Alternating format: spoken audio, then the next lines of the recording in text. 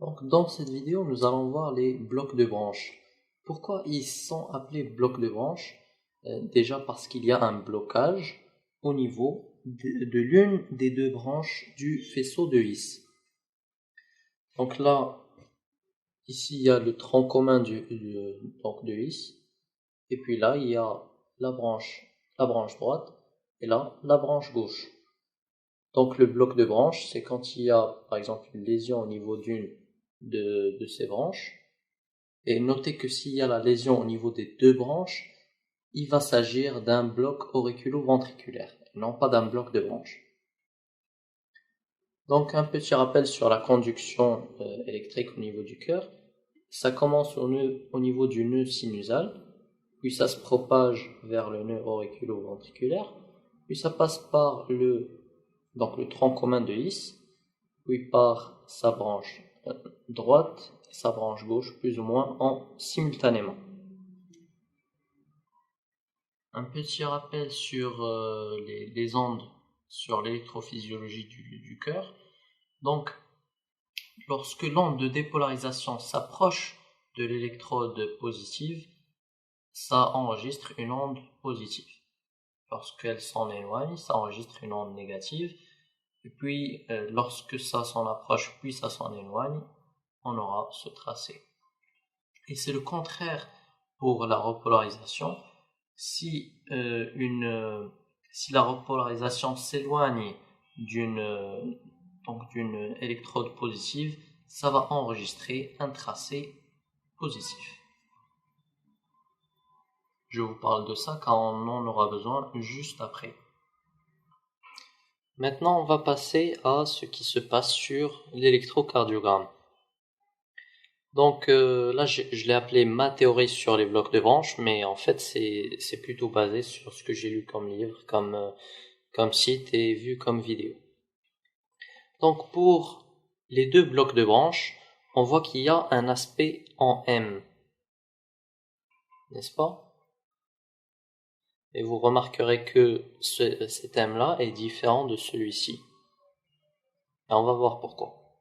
Et c'est là qu'intervient la théorie.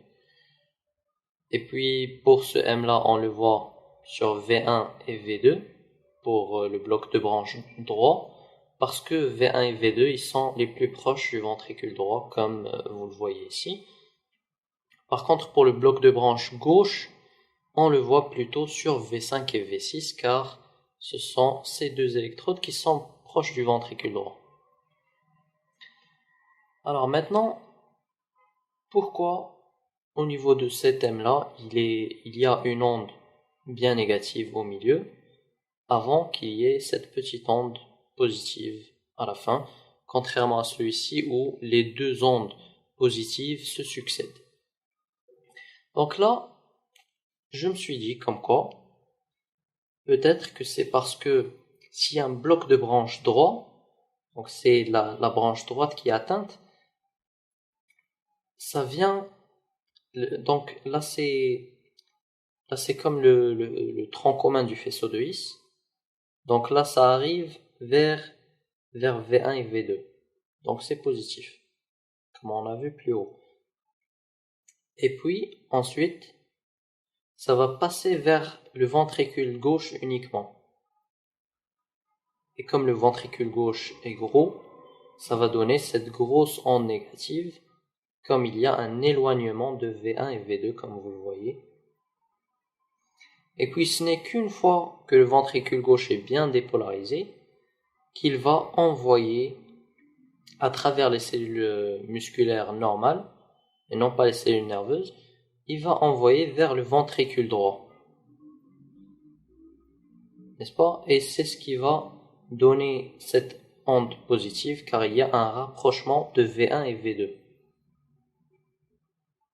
Maintenant, le QRS est aussi élargi, tout simplement parce que la conduction a d'abord dû se faire par le ventricule gauche, puis après il y a eu ce retour vers le ventricule droit, donc ce qui est assez normal, que ce soit élargi, parce que ça prend tout simplement plus de temps. Par contre, quand il y a un bloc de branche gauche,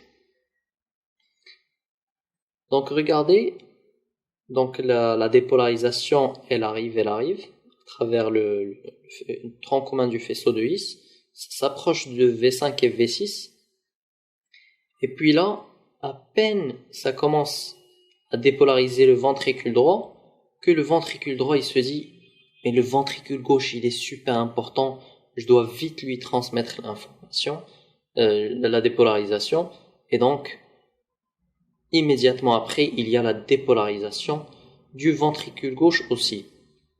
Et là, j'ai la dépolarisation du ventricule gauche, ça s'approche de V5 et V6 au début, ce qui va donner donc cette onde comme ceci.